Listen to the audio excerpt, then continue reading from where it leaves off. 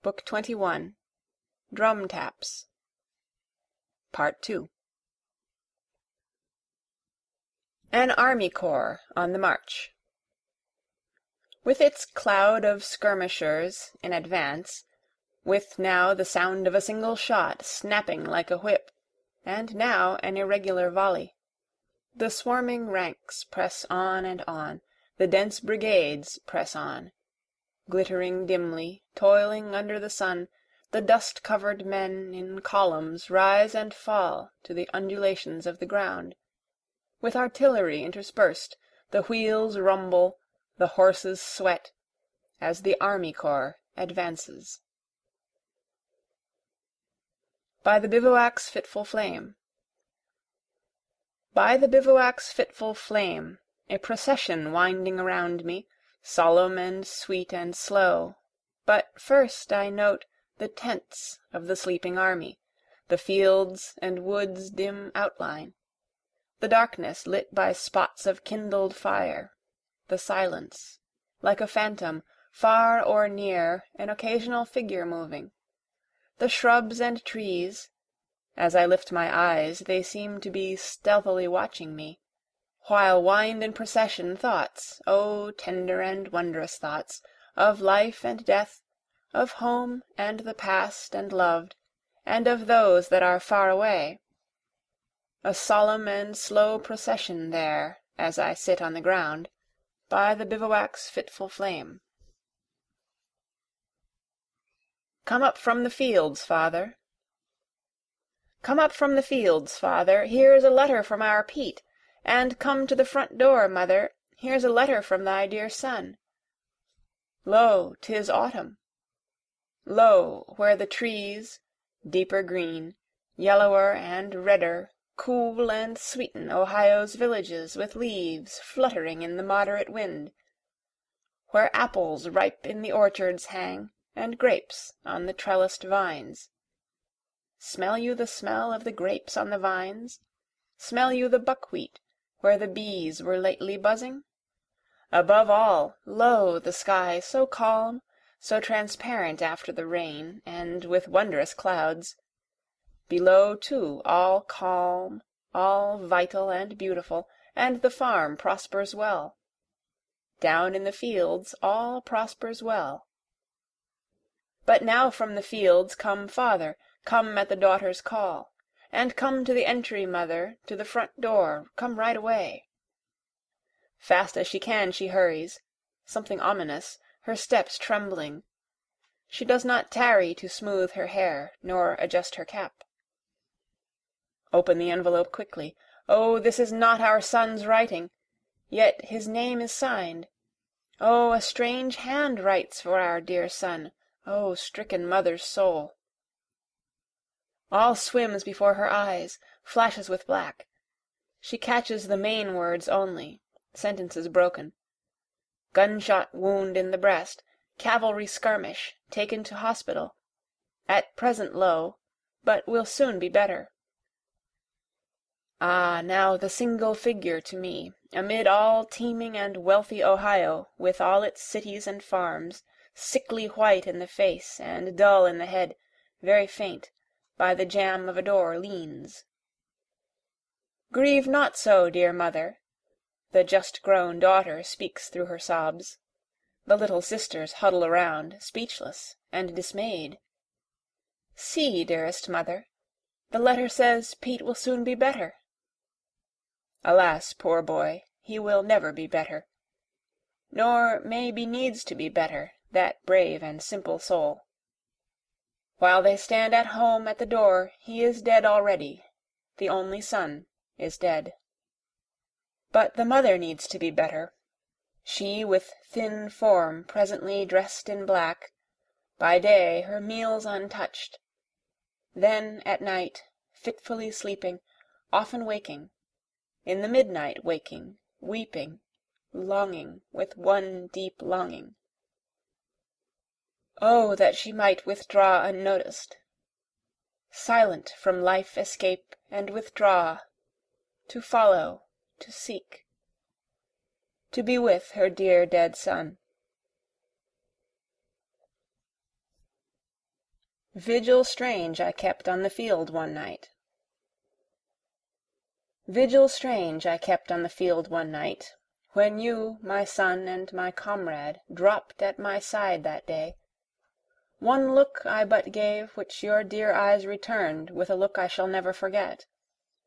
One touch of your hand to mine, O boy, reached up as you lay on the ground. Then onward I sped in the battle, the even contested battle.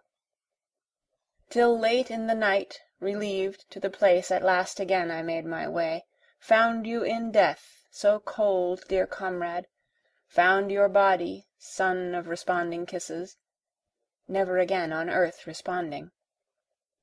Bared your face in the starlight, curious the scene, cool blew the moderate night wind. Long there and then in vigil I stood, dimly around me the battlefield spreading. Vigil wondrous and vigil sweet there in the fragrant silent night. But not a tear fell, not even a long-drawn sigh. Long, long I gazed. Then on the earth partially reclining sat by your side, leaning my chin in my hands. Passing sweet hours, immortal and mystic hours with you, dearest comrade. Not a tear, not a word. Vigil of silence, love and death, vigil for you, my son and my soldier, as onward silently stars aloft, eastward new ones upward stole. Vigil final for you, brave boy. I could not save you. Swift was your death.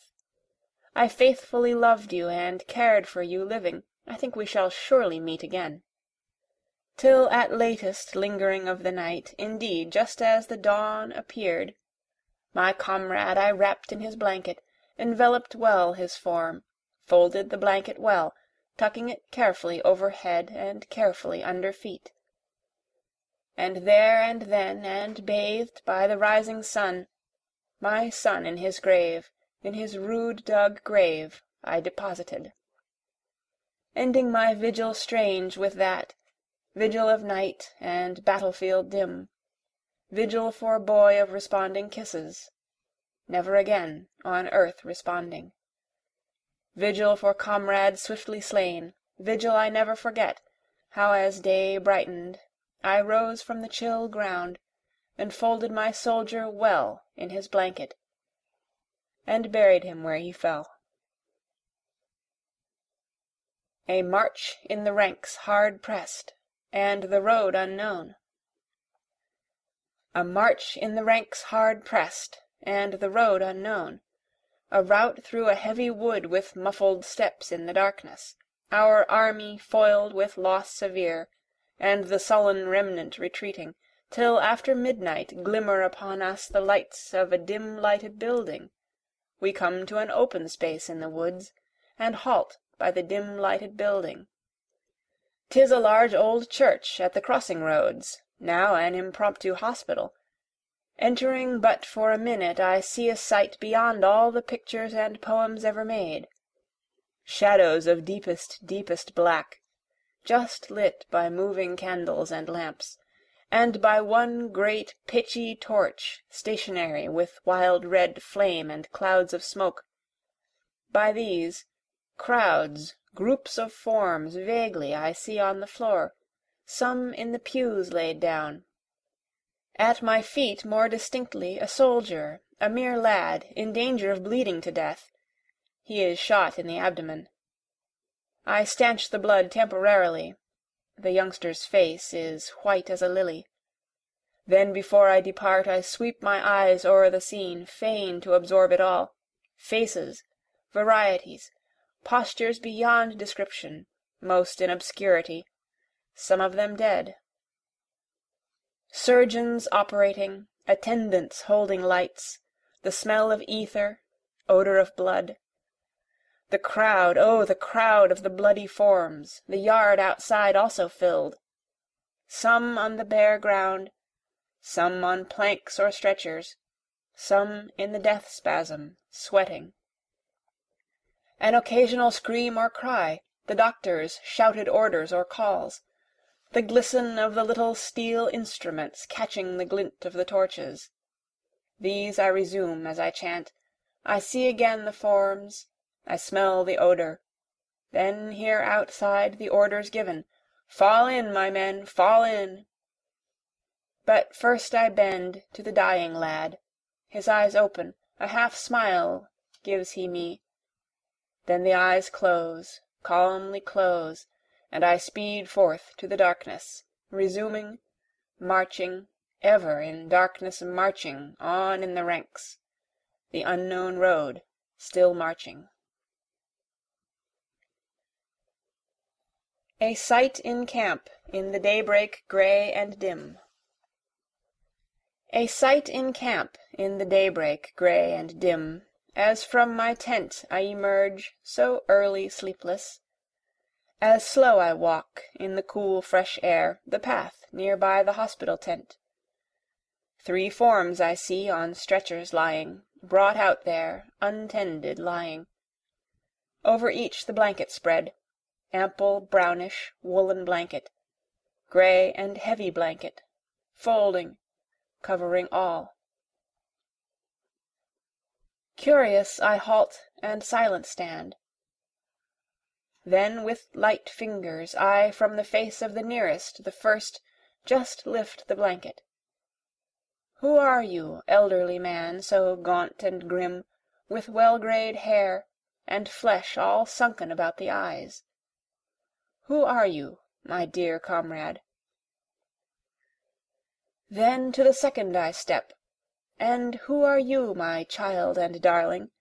Who are you, sweet boy, with cheeks yet blooming? Then to the third, a face nor child nor old, very calm, as of beautiful yellow-white ivory. Young man, I think I know you. I think this face is the face of the Christ himself, dead and divine, and brother of all. And here again he lies.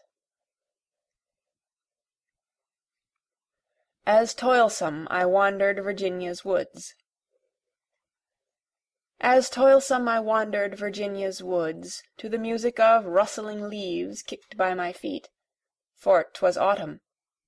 I marked at the foot of a tree the grave of a soldier, mortally wounded he, and buried on the retreat. Easily all could understand. The halt of a midday hour, when up no time to lose, yet this sign left, on a tablet scrawled and nailed on the tree by the grave, bold, cautious, true, and my loving comrade.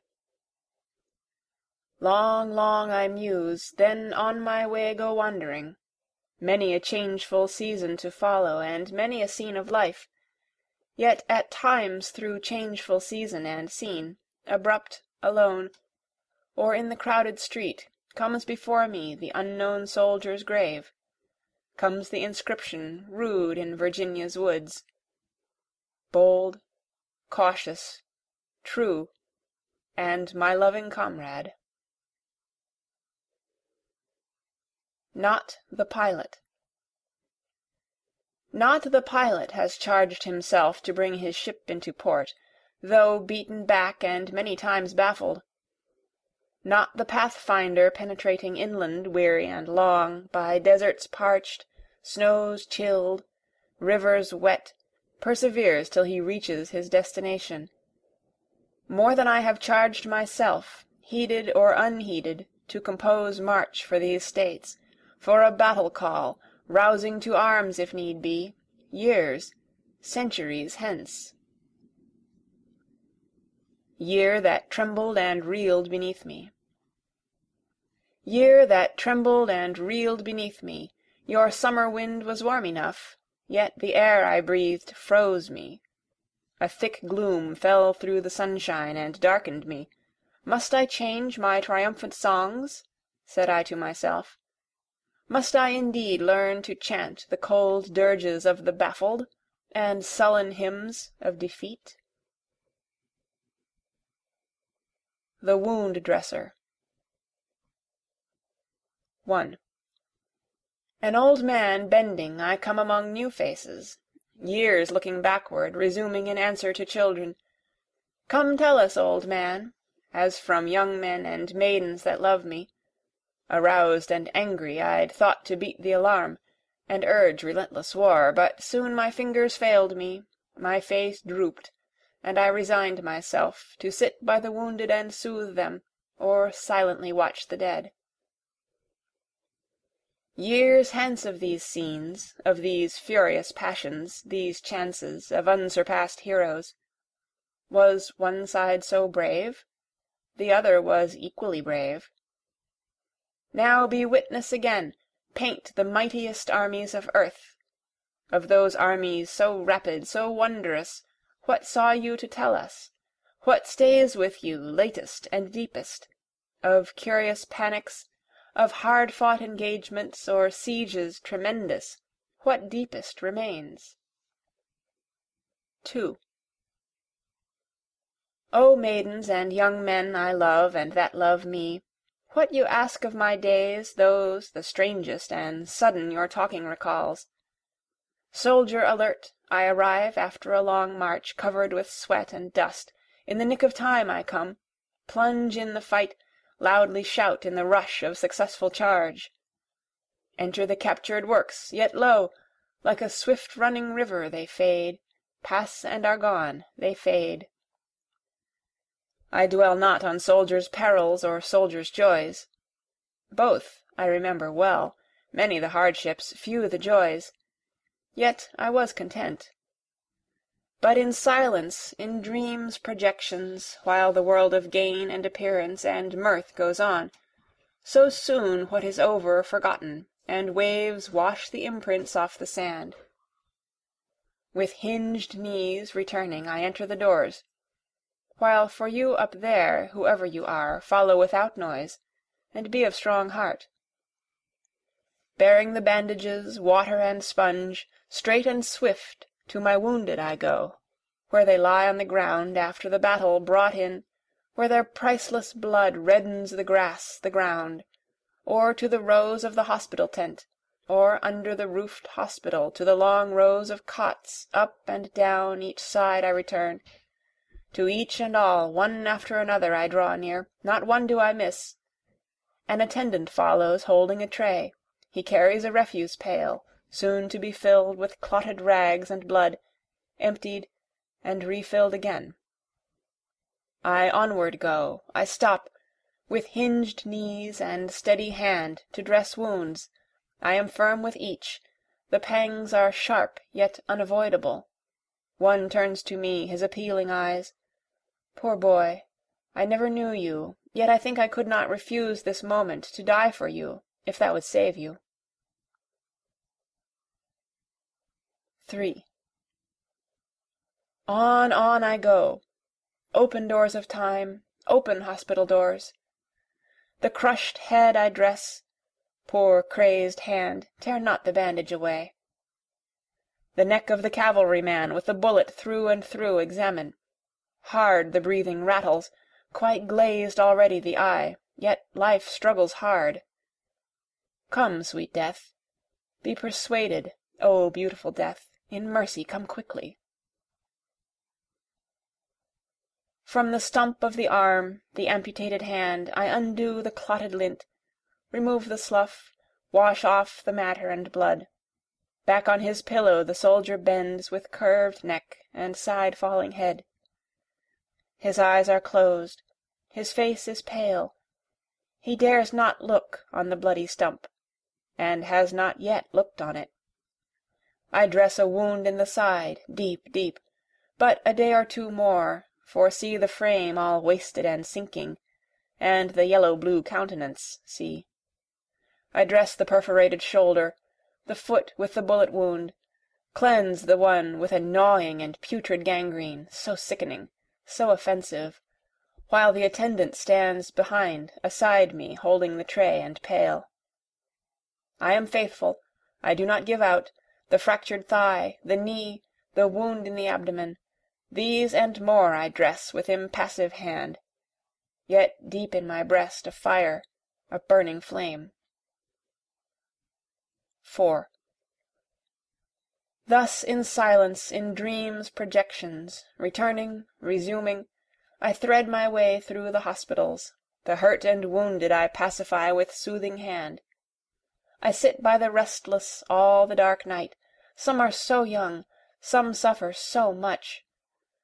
I recall the experience, sweet and sad. Many a soldier's loving arms about this neck have crossed and rested. Many a soldier's kiss dwells on these bearded lips. Long, too long, America. Long, too long, America, traveling roads all even and peaceful you learned from joys and prosperity only, but now, ah now, to learn from crises of anguish, advancing, grappling with direst fate, and recoiling not, and now to conceive and show to the world what your children en masse really are. For who except myself has yet conceived what your children en masse really are? Give me the splendid silent sun. 1. Give me the splendid silent sun, with all his beams full dazzling. Give me autumnal fruit, ripe and red from the orchard. Give me a field where the unmowed grass grows. Give me an arbor, give me the trellised grape, give me fresh corn and wheat, give me serene moving animals teaching content. Give me nights perfectly quiet, as on high plateaus west of the Mississippi, and I looking up at the stars. Give me odorous at sunrise a garden of beautiful flowers where I can walk undisturbed. Give me for marriage a sweet-breathed woman of whom I should never tire. Give me a perfect child. Give me a way, aside from the noise of the world, a rural domestic life. Give me to warble spontaneous songs recluse by myself, for my own ears only. Give me solitude, give me nature, give me again, O nature, your primal sanities. These demanding to have them, tired with ceaseless excitement and racked by the war strife. These to procure, incessantly asking, rising in cries from my heart, while yet incessantly asking still I adhere to my city. Day upon day and year upon year, O city, walking your streets, where you hold me enchained a certain time, refusing to give me up, yet giving to make me glutted, enriched of soul, you give me forever faces. Oh, I see what I sought to escape, confronting, reversing my cries, see my own soul trampling down what it asked for. 2. Keep your splendid silent sun, keep your woods, O nature, and the quiet places by the woods. Keep your fields of clover and timothy, and your cornfields and orchards. Keep the blossoming buckwheat fields where the 9th-month bees hum. Give me faces and streets. Give me these phantoms incessant and endless along the trottoirs. Give me interminable eyes. Give me women, give me comrades and lovers by the thousand. Let me see new ones every day. Let me hold new ones by the hand every day. Give me such shows. Give me the streets of Manhattan. Give me Broadway with the soldiers marching. Give me the sound of the trumpets and drums. The soldiers in companies or regiments, some starting away, flushed and reckless. Some, their time up, returning with thinned ranks, young, yet very old, worn, marching, noticing nothing. Give me the shores and wharves, heavy fringed with black ships. Oh, such for me, oh, an intense life, full to repletion and varied. The life of the theatre, bar-room, huge hotel for me. The saloon of the steamer, the crowded excursion for me. The torchlight procession. The dense brigade bound for the war, with high-piled military wagons following. People, endless, streaming, with strong voices, passions, pageants. Manhattan streets with their powerful throbs, with beating drums as now. The endless and noisy chorus, the rustle and clank of muskets, even the sight of the wounded.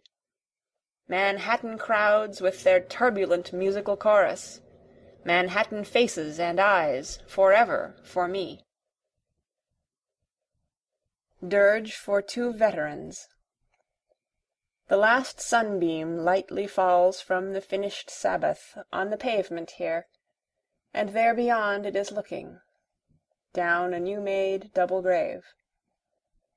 Lo, the moon ascending up from the east, the silvery round moon, beautiful over the housetops, ghastly, phantom moon, immense and silent moon.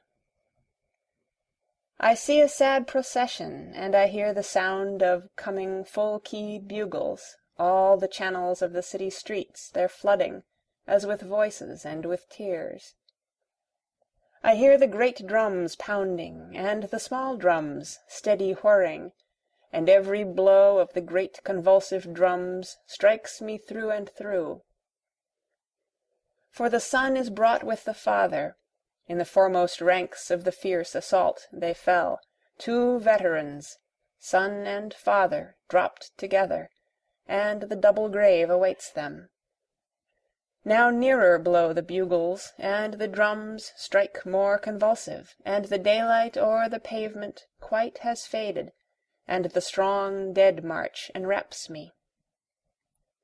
In the eastern sky upbuoying, the sorrowful vast phantom moves illumined, till some mother's large transparent face in heaven brighter growing. O strong dead march, you please me, O moon immense, with your silvery face you soothe me. O my soldiers twain, O my veterans passing to burial, what I have I also give you. The moon gives you light, and the bugles and the drums give you music, and my heart, O my soldiers, my veterans, my heart gives you love. Over the carnage rose prophetic a voice. Over the carnage rose prophetic a voice. Be not disheartened. Affection shall solve the problems of freedom yet. Those who love each other shall become invincible. They shall yet make Columbia victorious. Sons of the Mother of all, you shall yet be victorious. You shall yet laugh to scorn the attacks of all the remainder of the earth. No danger shall balk Columbia's lovers. If need be, 1,000 shall sternly immolate themselves for one. One from Massachusetts shall be a Missourian's comrade, from Maine and from hot Carolina, and another an Oregonese shall be friends triune, more precious to each other than all the riches of the earth. To Michigan Florida perfumes shall tenderly come, not the perfumes of flowers, but sweeter, and wafted beyond death. It shall be customary in the houses and streets to see manly affection. The most dauntless and rude shall touch face to face lightly. The dependents of liberty shall be lovers. The continuance of equality shall be comrades. These shall tie you and band you stronger than hoops of iron. Aye, ecstatic, O partners, O lands, with the love of lovers tie you. Were you looking to be held together by lawyers, or by an agreement on a paper, or by arms? Nay, nor the world nor any living thing will so cohere. I saw old General at bay. I saw old General at bay. Old as he was, his grey eyes yet shone out in battle like stars. His small force was now completely hemmed in his works. He called for volunteers to run the enemy's lines, a desperate emergency. I saw 100 and more step forth from the ranks, but 2 or 3 were selected. I saw them receive their orders aside. They listened with care. The adjutant was very grave. I saw them depart with cheerfulness, freely risking their lives. The artilleryman's vision. While my wife at my side lies slumbering, and the wars are overlong, and my head on the pillow rests at home, and the vacant midnight passes, And through the stillness, through the dark, I hear, just hear, the breath of my infant. There in the room as I wake from sleep this vision presses upon me. The engagement opens there and then in fantasy unreal. The skirmishers begin. They crawl cautiously ahead. I hear the irregular snap, snap. I hear the sounds of the different missiles, the short t-t-t-t of the rifle balls. I see the shells exploding, leaving small white clouds. I hear the great shells shrieking as they pass. The grape like the hum and whir of wind through the trees. Tumultuous now the contest rages. All the scenes at the batteries rise in detail before me again, the crashing and smoking, the pride of the men in their pieces.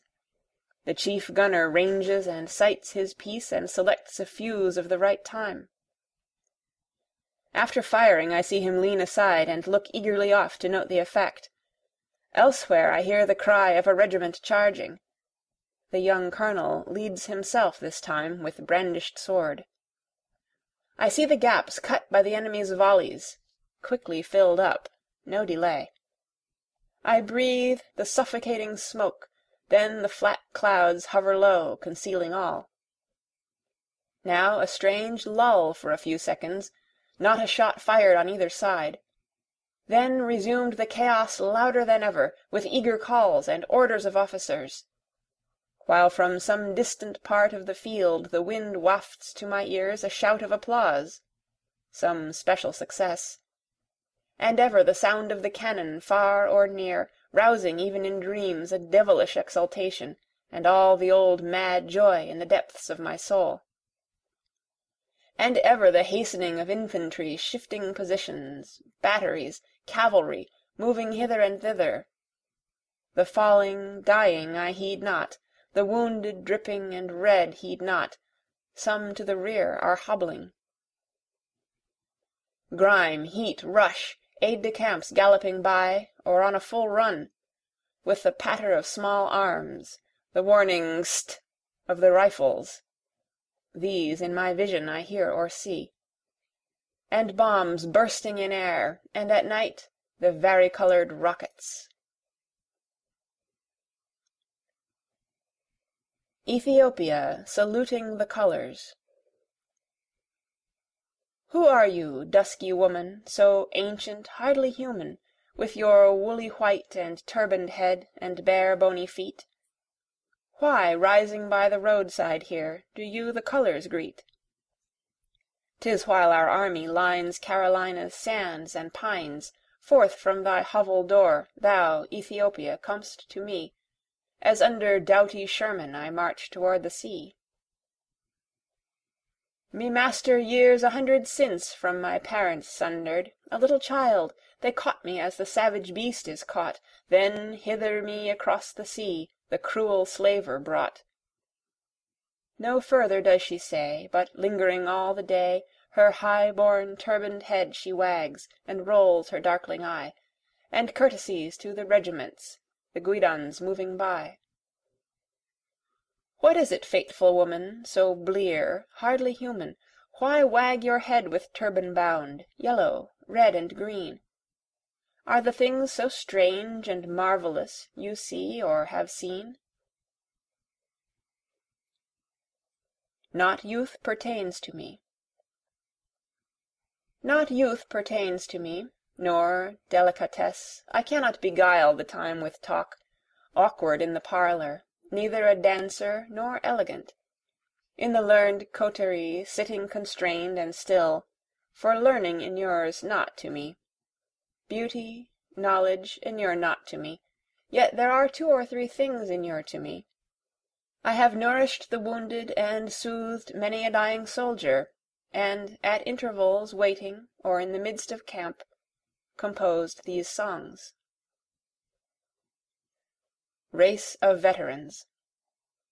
Race of veterans, race of victors, race of the soil, ready for conflict, race of the conquering march. No more credulity's race, abiding, tempered race, race henceforth owning no law but the law of itself, race of passion, and the storm. World, take good notice. World, take good notice, silver stars fading, milky hue ripped, wet of white detaching, coals 38, baleful, burning, scarlet, significant, hands off warning, now and henceforth flaunt from these shores. O tan-faced prairie boy. O tan-faced prairie boy, before you came to camp came many a welcome gift, praises and presents came and nourishing food, till at last among the recruits you came, taciturn, with nothing to give. We but looked on each other, when lo, more than all the gifts of the world you gave me. Look down, fair moon. Look down, fair moon, and bathe this scene. Pour softly down night's nimbus floods on faces ghastly, swollen, purple, on the dead on their backs with arms tossed wide. Pour down your unstinted nimbus, sacred moon. Reconciliation. Word over all, beautiful as the sky, beautiful that war and all its deeds of carnage must in time be utterly lost, that the hands of the sisters Death and Night incessantly softly wash again and ever again this solid world. For my enemy is dead, a man divine as myself is dead. I look where he lies white-faced and still in the coffin. I draw near, bend down and touch lightly with my lips the white face in the coffin. How solemn as one by one. Washington City, 1865. How solemn as one by one, as the ranks returning worn and sweaty, as the men file by where stand, as the faces, the masks appear, as I glance at the faces studying the masks, as I glance upward out of this page, studying you, dear friend, whoever you are. How solemn the thought of my whispering soul to each in the ranks, and to you. I see behind each mask that wonder, a kindred soul. Oh, the bullet could never kill what you really are, dear friend, nor the bayonet stab what you really are. The soul, yourself I see, great as any, good as the best, waiting secure and content, which the bullet could never kill, nor the bayonet stab, O friend. As I lay with my head in your lap, camarado. As I lay with my head in your lap, camarado, the confession I made I resume, what I said to you and the open air I resume. I know I am restless and make others so. I know my words are weapons full of danger, full of death, for I confront peace, security, and all settled laws to unsettle them. I am more resolute because all have denied me than I could ever have been had all accepted me. I heed not and have never heeded either experience, cautions, majorities, nor ridicule. And the threat of what is called hell is little or nothing to me, and the lure of what is called heaven is little or nothing to me. Dear camarado, I confess I have urged you onward with me, and still urge you, without the least idea what is our destination, or whether we shall be victorious, or utterly quelled and defeated. Delicate cluster. Delicate cluster, flag of teeming life, covering all my lands, all my sea-shores lining. Flag of death, how I watched you through the smoke of battle pressing, how I heard you flap and rustle, cloth defiant. Flag cerulean, sunny flag, with the orbs of night dappled. Ah, my silvery beauty! Ah, my woolly white and crimson! Ah, to sing the song of you, my matron mighty, the sacred one, my mother. To a certain civilian. Did you ask dulcet rhymes from me? Did you seek the civilian's peaceful and languishing rhymes? Did you find what I sang erewhile so hard to follow? Why, I was not singing erewhile for you to follow, to understand, nor am I now. I have been born of the same as the war was born. The drum-corps' rattle is ever to me sweet music. I love well the martial dirge, with slow wail and convulsive throb, leading the officer's funeral. What to such as you anyhow, such a poet as I? Therefore leave my works, and go lull yourself with what you can understand, and with piano tunes, for I lull nobody, and you will never understand me. Lo, victress on the peaks.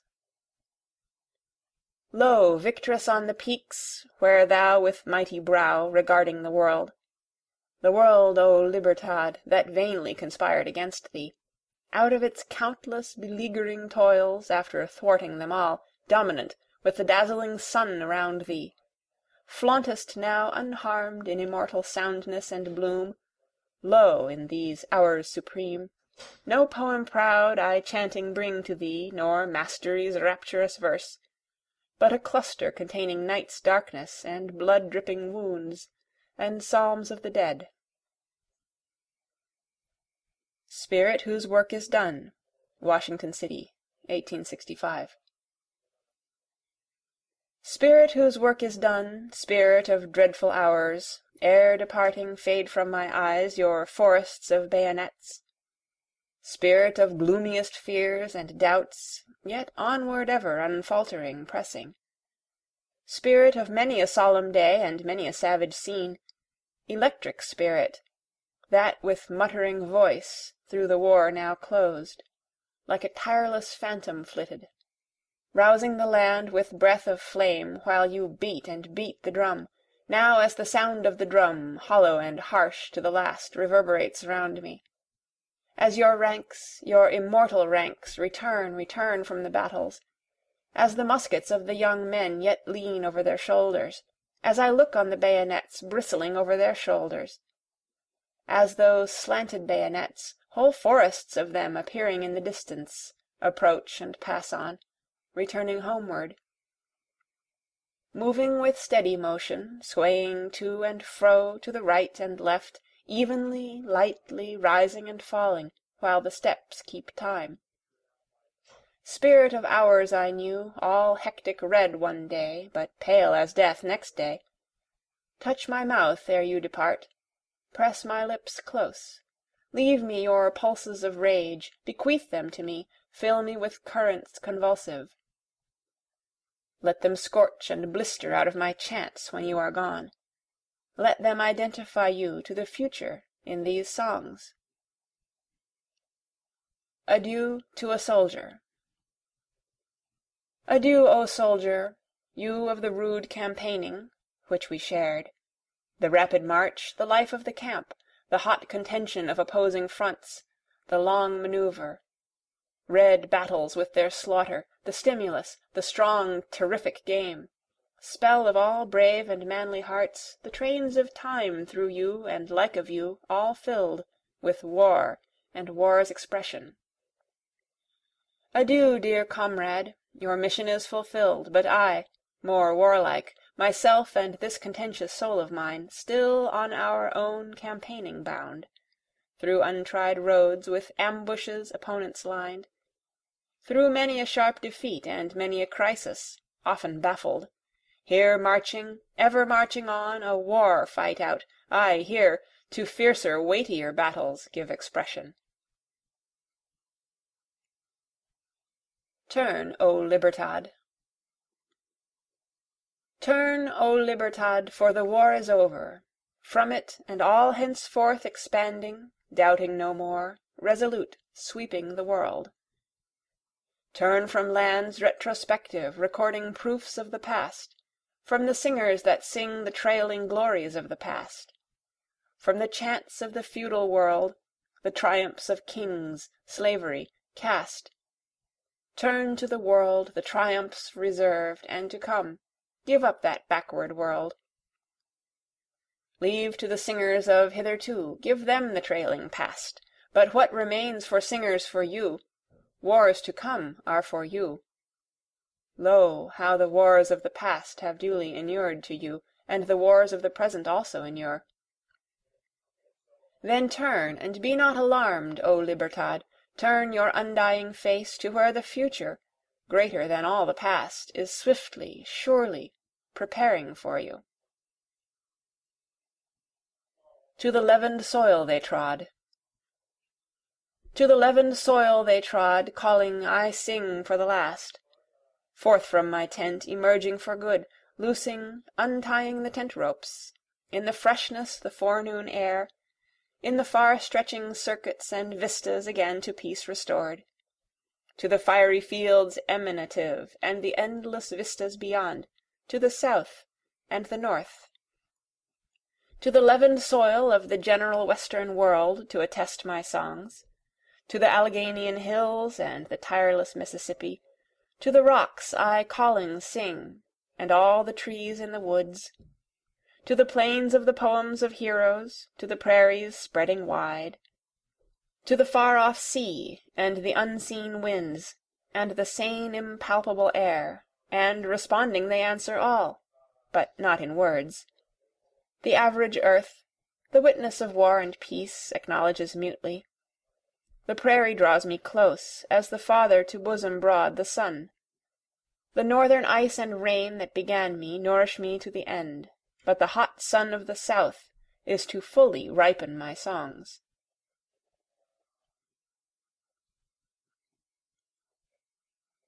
End of Book 21, Part 2.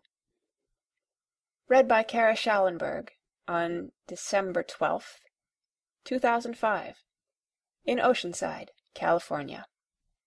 Book 22. Memories of President Lincoln. When lilacs last in the dooryard bloomed. 1.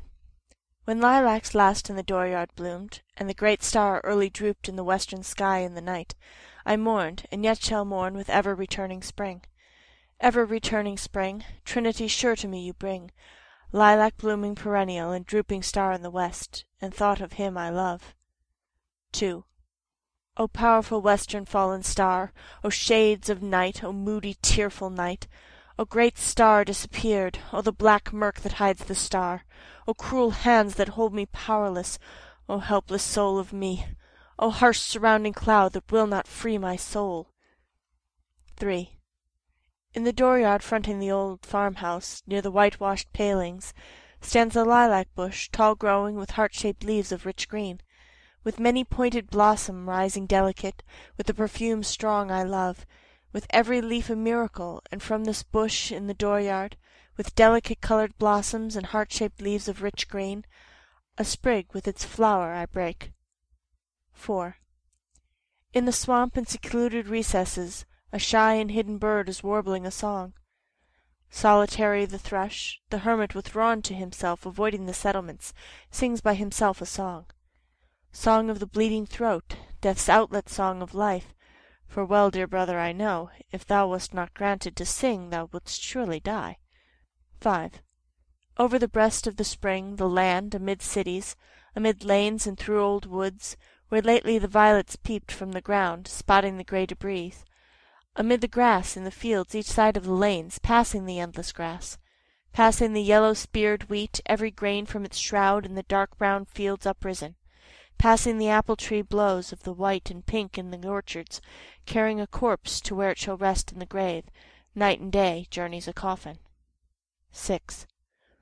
Coffin that passes through lanes and streets, through day and night, with the great cloud darkening the land, with pomp of the inlooped flags, with the cities draped in black, with the show of the states themselves as of craped-veiled women standing, with processions long and winding, and flambeaux of the night, with the countless torches lit, and the silent sea of faces and the unbared heads, with the waiting depot, the arriving coffin, and the sombre faces, with the dirges that through the night, with 1,000 voices rising strong and solemn, with all the mournful voices of the dirges poured round the coffin, the dim-lit churches and the shuddering organs, where amid these you journey, with the tolling of the bells' perpetual clang, here, coffin that slowly passes, I give you my sprig of lilac. 7. Nor for you, for one alone, blossoms and branches green to coffins all I bring, for fresh as the morning, thus would I chant a song for you, O sane and sacred death. All over bouquets of roses, O death, I cover you over with roses and early lilies, but mostly and now the lilac that blooms in the first, copious I break the sprigs from the bushes, With loaded arms I come, pouring for you and for the coffins of all you, death. 8. O western orb sailing the heaven, now I know what you must have meant as a month since I walked in silence, the transparent shadowy night, as I saw you had something to tell as you bent to me night after night, as you drooped from the sky so low down as if to my side, while the other stars all looked on, as we wandered together the solemn night, for something I know not what kept me from sleep. As the night advanced, I saw on the rim of the west how full you were of woe, as I stood on the rising ground in the breeze in the cold transparent night, as I watched where you passed and was lost in the netherward black of the night, as my soul in its trouble dissatisfied sank, where you, sad orb, concluded, dropped in the night and was gone. 9. Sing on there in the swamp, O singer bashful and tender. I hear your notes, I hear your call. I come presently, I understand you. But a moment I linger, for the lustrous star has detained me. The star, my departing comrade, holds and detains me. 10. Oh, how shall I warble myself for the dead one there I loved? And how shall I deck my song for the large sweet soul that is gone? And what shall my perfume be for the grave of him I love? Sea winds blown from east to west, blown from the eastern sea and blown from the western sea, till there on the prairies meeting, these and with these and the breath of my chant, I'll perfume the grave of him I love. 11. Oh, what shall I hang on the chamber walls, and what shall the pictures be that I hang on the walls to adorn the burial house of him I love? Pictures of growing spring and farms and homes, with the 4th month eve at sundown and the grey smoke lucid and bright, with the floods of yellow gold of the gorgeous indolent sinking sun, burning, expanding the air, with the fresh sweet herbage underfoot and the pale green leaves of the trees prolific. In the distance the flowing glades, the breast of the river with a wind dapple here and there, with ranging hills on the banks, with many a line against the sky in shadows, and the city at hand with dwellings so dense and stacks of chimneys, and all the scenes of life in the workshops and the workmen homeward returning. 12. Lo, body and soul this land, my own Manhattan with spires, and the sparkling and hurrying tides and the ships, the varied and ample land, the south and the north in the light, Ohio's shores and flashing Missouri, and ever the far-spreading prairies covered with grass and corn.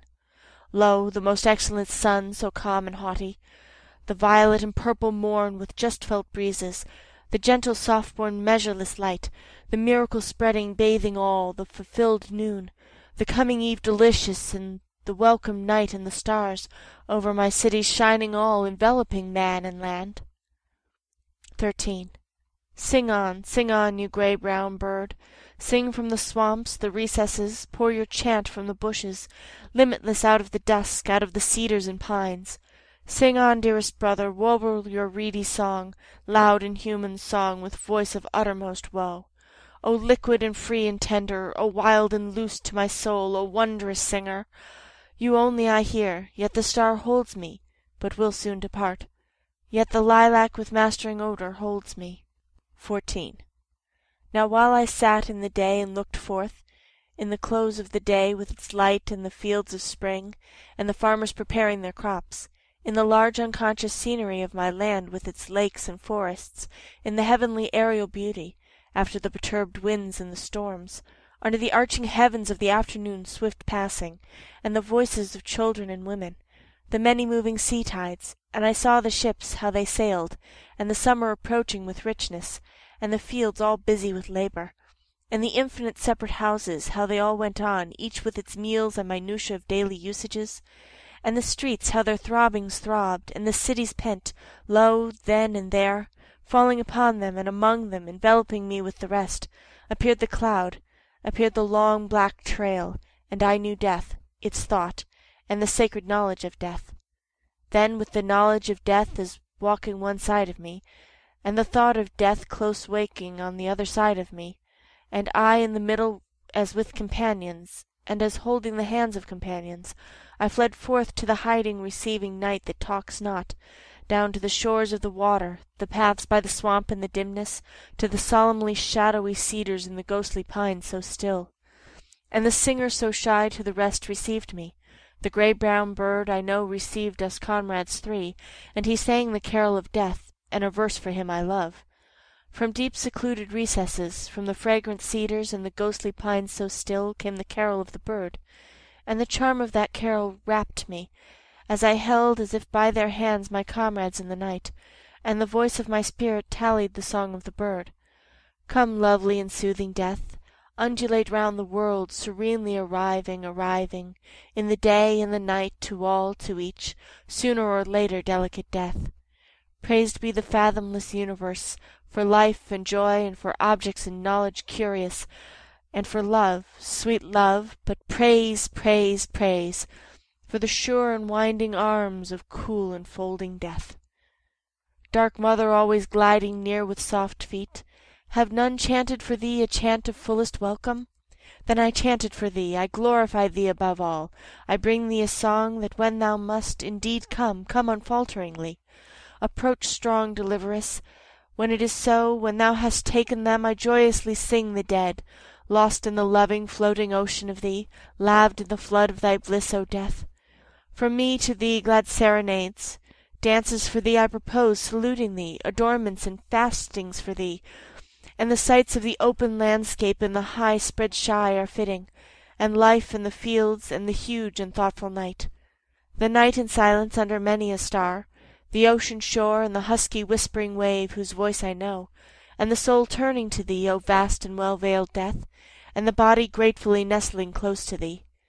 Over the tree-tops I float thee a song, over the rising and sinking waves, over the myriad fields and the prairies wide, over the dense-packed cities all and the teeming wharves and ways, I float this carol with joy to thee, O death. 15. To the tally of my soul, loud and strong, kept up the grey-brown bird, with pure deliberate notes spreading, filling the night. Loud in the pines and cedars dim, clear in the freshness moist in the swamp perfume, and I with my comrades there in the night. While my sight that was bound and my eyes unclosed, as to long panoramas of visions. And I saw askant the armies, I saw as in noiseless dreams hundreds of battle flags, borne through the smoke of the battles, and pierced with missiles I saw them, and carried hither and yon through the smoke, and torn and bloody, and at last but a few shreds left on the staffs, and all in silence, and the staffs all splintered and broken. I saw battle corpses, myriads of them, and the white skeletons of young men. I saw them, I saw the debris of all the slain soldiers of war, but I saw they were not as was thought. They themselves were fully at rest, they suffered not. The living remained and suffered, the mother suffered, and the wife and the child and the musing comrade suffered, and the armies that remained suffered. 16. Passing the visions, passing the night, passing, unloosing the hold of my comrade's hands, passing the song of the hermit bird and the tallying song of my soul, victorious song, death's outlet song, yet varying, ever-altering song, as low and wailing, yet clear the notes, rising and falling, flooding the night, sadly sinking and fainting, as warning, and yet bursting with joy, covered the earth and filling the spread of the heavens, as that powerful psalm in the night I heard from the recesses. Passing, I leave thee, lilac with the heart-shaped leaves, I leave thee there in the dooryard, blooming, returning with spring. I cease from my song for thee, from my gaze on thee in the west, fronting the west, communing with thee, O comrade lustrous with silver face in the night.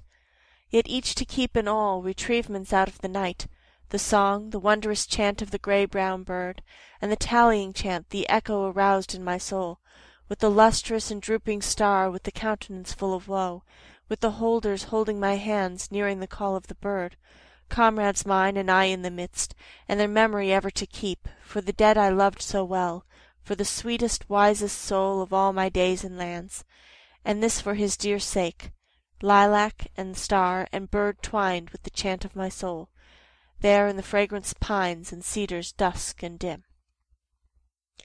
O Captain, my Captain! O Captain, my Captain, our fearful trip is done. The ship has weathered every rack, the prize we sought is won. The port is near, the bells I hear, the people all exulting, while following eyes the steady keel, the vessel grim and daring. But O heart, heart, heart, O bleeding drops of red, where on the deck my captain lies, fallen cold and dead. O Captain, my Captain, rise up and hear the bells. Rise up, for you the flag is flung, for you the bugle trills. For you bouquets and ribboned wreaths, for you shores are crowding. For you they call, the swaying mass, their eager faces turning. Here, Captain, dear father, this arm beneath your head. It is some dream that on the deck you've fallen cold and dead. My Captain does not answer, his lips are pale and still. My father does not feel my arm, he has no pulse nor will. The ship is anchored safe and sound, its voyage closed and done. From fearful trip the victor ship comes with object won. Exult, O shores, and ring the bells, but I with mournful tread walk the deck my Captain lies, fallen cold and dead.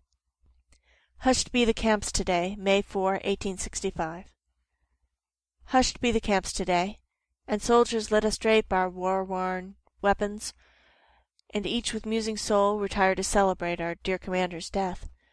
No more for him life's stormy conflicts, nor victory nor defeat, no more time's dark events, charging like ceaseless clouds across the sky, but sing, poet, in our name. Sing of the love we bore him, because you, dweller in camps, know it truly.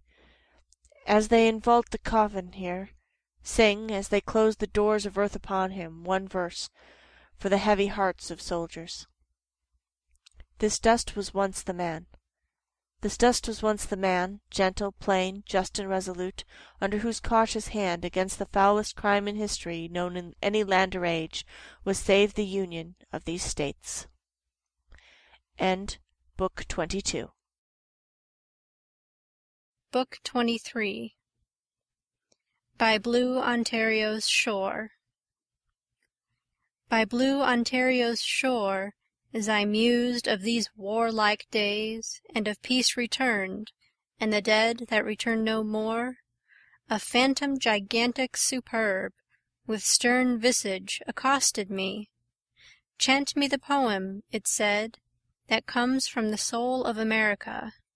Chant me the carol of victory, and strike up the marches of Libertad, marches more powerful yet, and sing me before you go the song of the throes of democracy. Democracy, the destined conqueror, yet treacherous lip smiles everywhere, and death and infidelity at every step. 2. A nation announcing itself. I myself make the only growth by which I can be appreciated.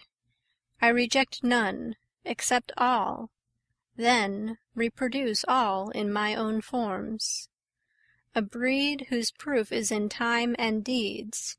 What we are, we are. Nativity is answer enough to objections. We wield ourselves as a weapon is wielded. We are powerful and tremendous in ourselves. We are executive in ourselves.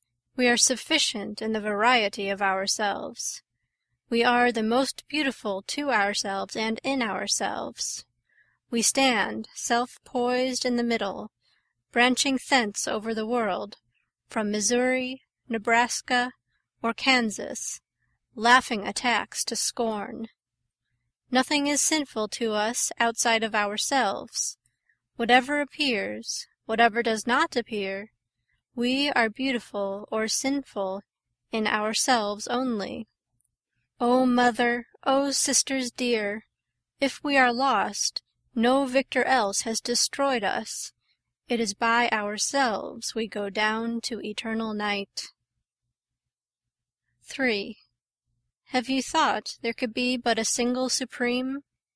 There can be any number of supremes. One does not countervail another any more than one eyesight countervails another, or one life countervails another. All is eligible to all. All is for individuals. All is for you. No condition is prohibited, not God's or any. All comes by the body. Only health puts you rapport with the universe. Produce great persons. The rest follows. 4. Piety and conformity to them that like, peace, obesity, allegiance to them that like. I am he who tauntingly compels men, women, nations, crying, leap from your seats and contend for your lives.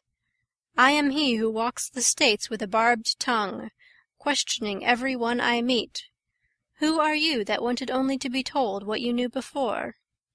Who are you that wanted only a book to join you in your nonsense? With pangs and cries as thine own, O bearer of many children, these clamours wild to a race of pride I give. O lands, would you be freer than all that has ever been before? If you would be freer than all that has been before, come listen to me. Fear grace, elegance, civilization, delicatesse. Fear the mellow sweet, the sucking of honey juice. Beware the advancing mortal ripening of nature. Beware what precedes the decay of the ruggedness of states and men. 5. Ages, precedents have long been accumulating undirected materials. America brings builders, and brings its own styles. The immortal poets of Asia and Europe have done their work and passed to other spheres. A work remains, the work of surpassing all they have done. America, curious toward foreign characters, stands by its own at all hazards. Stands removed, spacious, composite, sound, initiates the true use of precedents, does not repel them or the past or what they have produced under their forms, takes the lessons with calmness, perceives the corpse slowly borne from the house, perceives that it waits a little while in the door, that it was fittest for its days, that its life has descended to the stalwart and well-shaped heir who approaches, and that he shall be fittest for his days. Any period one nation must lead, one land must be the promise and reliance of the future. These states are the amplest poem. Here is not merely a nation, but a teeming nation of nations. Here the doings of men correspond with the broadcast doings of the day and night. Here is what moves in magnificent masses, careless of particulars. Here are the ruffs, beards, friendliness, combativeness, the soul loves. Here the flowing trains, here the crowds, equality, diversity, the soul loves. 6.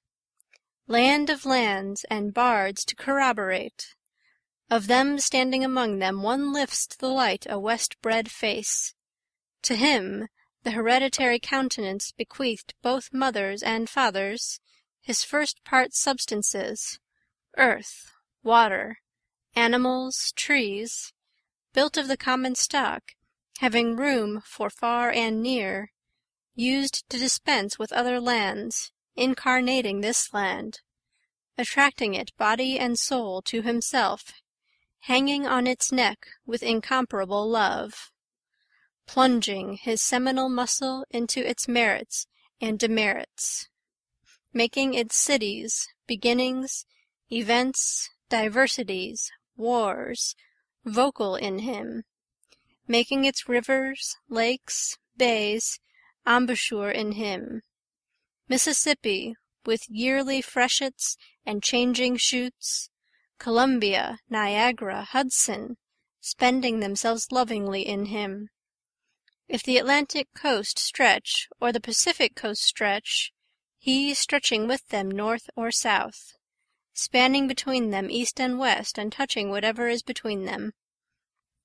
Growths growing from him to offset the growths of pine, cedar, hemlock, live oak, locust, chestnut, hickory, cottonwood, orange, magnolia, tangles as tangled in him as any canebrake or swamp. He likening sides and peaks of mountains, forests coated with northern transparent ice. Off him pasturage sweet and natural as savanna, upland prairie, Through him flights, whirls, screams, answering those of the fish-hawk, mocking-bird, night heron, and eagle.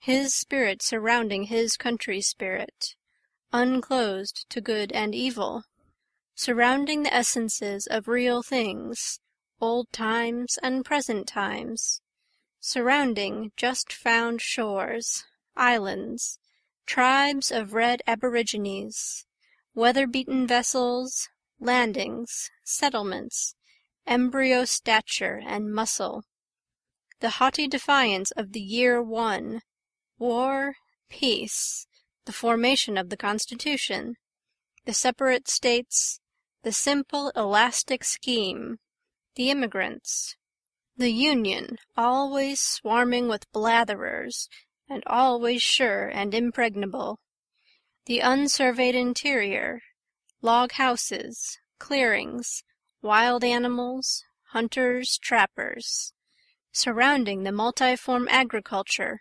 mines, temperature, the gestation of new states, Congress convening every 12th month, the members duly coming up from the uppermost parts, surrounding the noble character of mechanics and farmers, especially the young men, responding their manners, speech, dress, friendships, the gait they have of persons who never knew how it felt to stand in the presence of superiors, the freshness and candor of their physiognomy, the copiousness and decision of their phrenology, the picturesque looseness of their carriage, their fierceness when wronged, the fluency of their speech, their delight in music, their curiosity, good temper and open-handedness, the whole composite make, the prevailing ardor and enterprise, the large amativeness, the perfect equality of the female with the male,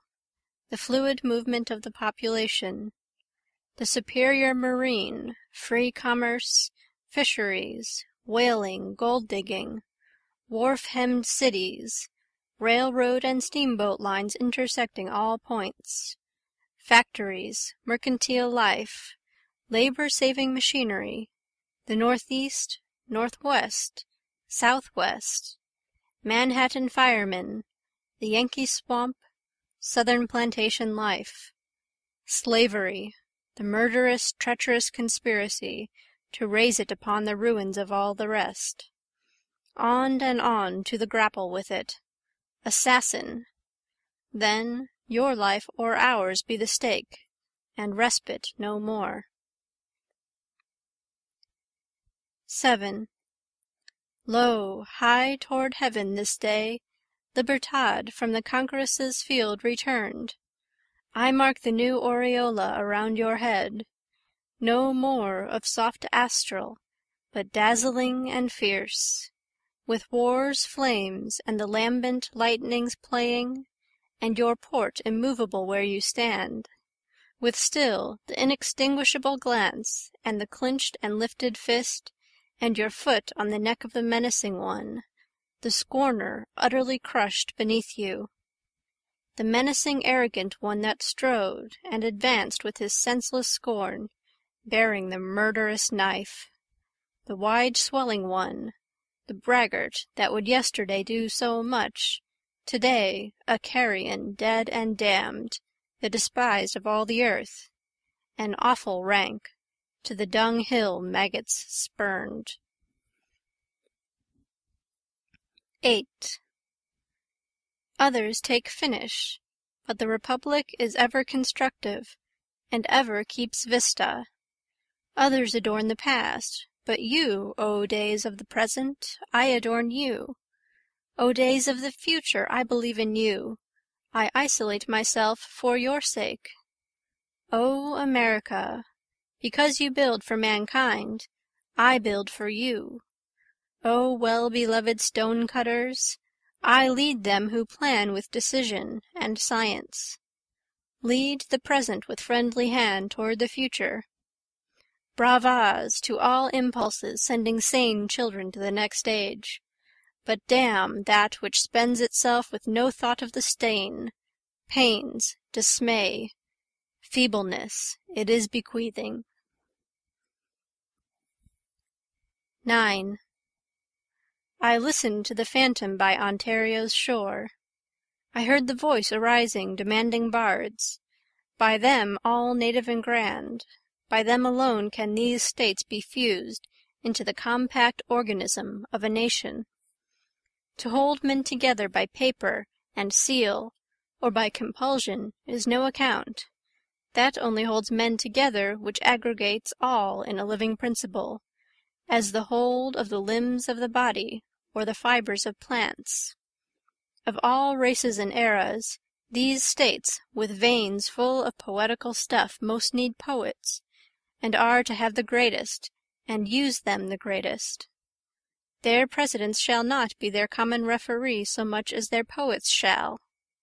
Soul of love and tongue of fire, eye to pierce the deepest deeps and sweep the world. Ah, mother, prolific and full in all besides, yet how long barren, barren. 10. Of these states the poet is the equable man. Not in him, but off from him, things are grotesque, eccentric, fail of their full returns.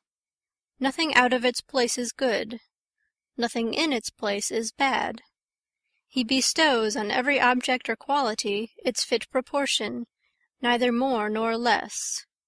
He is the arbiter of the diverse, he is the key. He is the equalizer of his age and land. He supplies what wants supplying, he checks what wants checking. In peace out of him speaks the spirit of peace, large, rich, thrifty, building populous towns, encouraging agriculture, arts, commerce, lighting the study of man, the soul, health, immortality, government. In war he is the best backer of the war. He fetches artillery as good as the engineers. He can make every word he speaks draw blood. The years straying toward infidelity he withholds by his steady faith. He is no arguer, he is judgment. Nature accepts him absolutely. He judges not as the judge judges, but as the sun failing round helpless thing. As he sees the farthest, he has the most faith. His thoughts are the hymns of the praise of things. In the dispute on God and eternity he is silent. He sees eternity less like a play with a prologue and denouement. He sees eternity and men and women. He does not see men and women as dreams or dots. For the great idea, the idea of perfect and free individuals, for that the bard walks in advance, leader of leaders. The attitude of him cheers up slaves and horrifies foreign despots. Without extinction is liberty, without retrograde is equality. They live in the feelings of young men and the best women. Not for nothing have the indomitable heads of the earth been always ready to fall for liberty. 11. For the great idea. That, O my brethren, that is the mission of poets. Songs of stern defiance ever ready, songs of the rapid arming and the march, the flag of peace quick folded, and instead the flag we know, warlike flag of the great idea. Angry cloth I saw there leaping. I stand again in leaden rain, your flapping folds saluting. I sing you over all, flying, beckoning through the fight. Oh, the hard contested fight! The cannons ope their rosy flashing muzzles, the hurtled balls scream, the battle-front forms amid the smoke, the volleys pour incessant from the line. Hark! The ringing word charge, now the tussle and the furious, maddening yells. Now the corpses tumble, curled upon the ground, cold, cold in death, for precious life of you angry cloth I saw there leaping. 12. Are you he who would assume a place to teach or be a poet here in the States? The place is august, the terms obdurate. Who would assume to teach here may well prepare himself body and mind. He may well survey, ponder, arm, fortify, harden, make lithe himself. He shall surely be questioned beforehand by me with many and stern questions. Who are you indeed, who should talk or sing to America? Have you studied out the land, its idioms and men? Have you learned the physiology, phrenology, politics, geography, pride, freedom, friendship of the land, its substratums and objects? Have you considered the organic compact of the first day of the first year of independence, signed by the commissioners, ratified by the states, and read by Washington at the head of the army? Have you possessed yourself of the federal Constitution? Do you see who have left all feudal processes and poems behind them, and assume the poems and processes of democracy? Are you faithful to things? Do you teach what the land and sea, the bodies of men, womanhood, amativeness, heroic angers teach? Have you sped through fleeting customs, popularities? Can you hold your hand against all seductions, follies, whirls, fierce contentions? Are you very strong? Are you really of the whole people? Are you not of some coterie, some school or mere religion? Are you done with reviews and criticisms of life, animating now to life itself? Have you vivified yourself from the maternity of these states? Have you, too, the old, ever-fresh forbearance and impartiality? Do you hold the like love for those hardening to maturity, for the last-born, little and big, and for the errant? What is this you bring, my America? Is it uniform with my country? Is it not something that has been better told or done before? Have you not imported this or the spirit of it in some ship? Is it not a mere tale, a rhyme, a prettiness? Is the good old cause in it? Has it not dangled long at the heels of poets, politicians, literats, of enemies' lands? Does it not assume that what is notoriously gone is still here? Does it answer universal needs? Will it improve manners? Does it sound with trumpet voice the proud victory of the Union in that secession war? Can your performance face the open fields and the seaside? Will it absorb into me as I absorb food, air, to appear again in my strength, gait, face? Have real employments contributed to it, original makers, not mere amanuenses? Does it meet modern discoveries, calibers, facts, face to face? What does it mean to American persons, progresses, cities? Chicago, Canada, Arkansas? Does it see behind the apparent custodians, the real custodians standing, menacing silent, the mechanics, Manhattanese, Western men, Southerners, significant alike in their apathy and in the promptness of their love? Does it see what finally befalls, and has always finally befallen, each temporizer, patcher, outsider, partialist, alarmist, infidel, who has ever asked anything of America? What mocking and scornful negligence! The track strewed with the dust of skeletons, by the roadside others disdainfully tossed. 13. Rhymes and rhymers pass away, poems distilled from poems pass away. The swarms of reflectors and the polite pass and leave ashes. Admirers, importers, obedient persons make but the soil of literature. America justifies itself. Give it time. No disguise can deceive it or conceal from it. It is impassive enough. Only toward the likes of itself will it advance to meet them. If its poets appear, it will in due time advance to meet them. There is no fear of mistake. The proof of a poet shall be sternly deferred till his country absorbs him as affectionately as he has absorbed it. He masters whose spirit masters.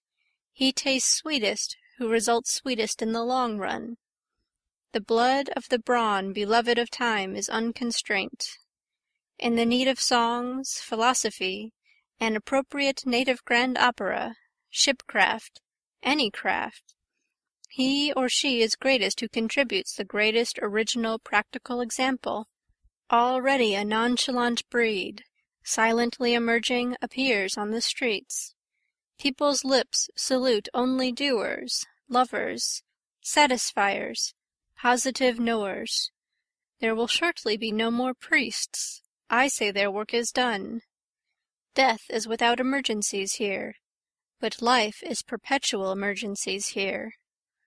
Are your body, days, manners superb?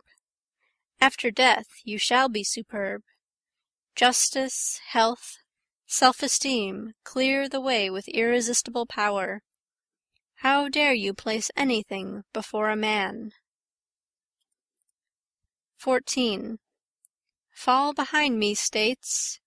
A man before all, myself, typical, before all. Give me the pay I have served for. Give me to sing the songs of the great idea. Take all the rest. I have loved the earth, sun, animals. I have despised riches. I have given aims to every one that asked, stood up for the stupid and crazy, devoted my income and labor to others. Hated tyrants, argued not concerning God, had patience and indulgence toward the people, taken off my hat to nothing known or unknown, gone freely with powerful uneducated persons, and with the young, and with the mothers of families. Read these leaves to myself in the open air, tried them by trees, stars, rivers. Dismissed whatever insulted my own soul, or defiled my body. Claimed nothing to myself which I have not carefully claimed for others on the same terms. Sped to the camps, and comrades found and accepted from every state. Upon this breast has many a dying soldier leaned to breathe his last. This arm, this hand, this voice have nourished, raised, restored to life, recalling many a prostrate form. I am willing to wait to be understood by the growth of the taste of myself, rejecting none, permitting all. Say, O mother, have I not to your thought been faithful? Have I not through life kept you and yours before me? 15. I swear I begin to see the meaning of these things. It is not the earth, it is not America who is great. It is I who am great, or to be great. It is you, up there, or any one. It is to walk rapidly through civilizations, governments, theories, through poems, pageants, shows, to form individuals. Underneath all, individuals. I swear nothing is good to me now that ignores individuals. The American compact is altogether with individuals. The only government is that which makes minute of individuals. The whole theory of the universe is directed unerringly to one single individual, namely to you. Mother, with subtle sense severe, with a naked sword in your hand, I saw you at last refuse to treat but directly with individuals. 16. Underneath all, nativity. I swear I will stand by my own nativity, pious or impious, so be it. I swear I am charmed with nothing except nativity. Men, women, cities, nations are only beautiful from nativity. Underneath all is the expression of love for men and women. I swear I have seen enough of mean and impotent modes of expressing love for men and women. After this day I take my own modes of expressing love for men and women, in myself. I swear I will have each quality of my race in myself.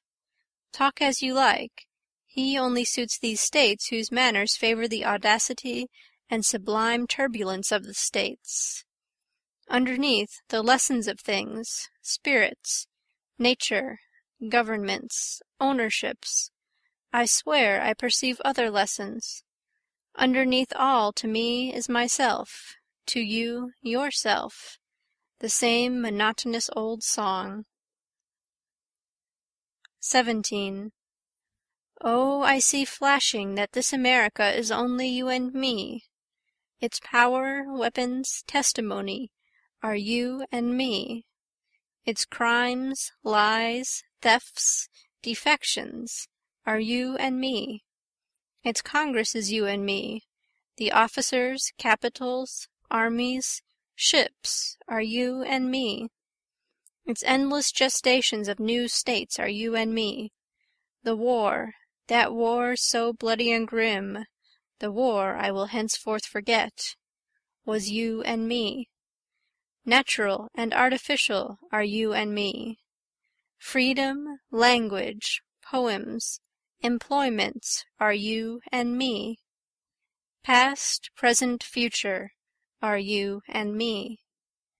I dare not shirk any part of myself, not any part of America, good or bad, not to build for that which builds for mankind, not to balance ranks, complexions, creeds, and the sexes, not to justify science nor the march of equality, nor to feed the arrogant blood of the brawn beloved of time. I am for those that have never been mastered, for men and women whose tempers have never been mastered, for those whom laws, theories, conventions can never master. I am for those who walk abreast with the whole earth, who inaugurate one to inaugurate all.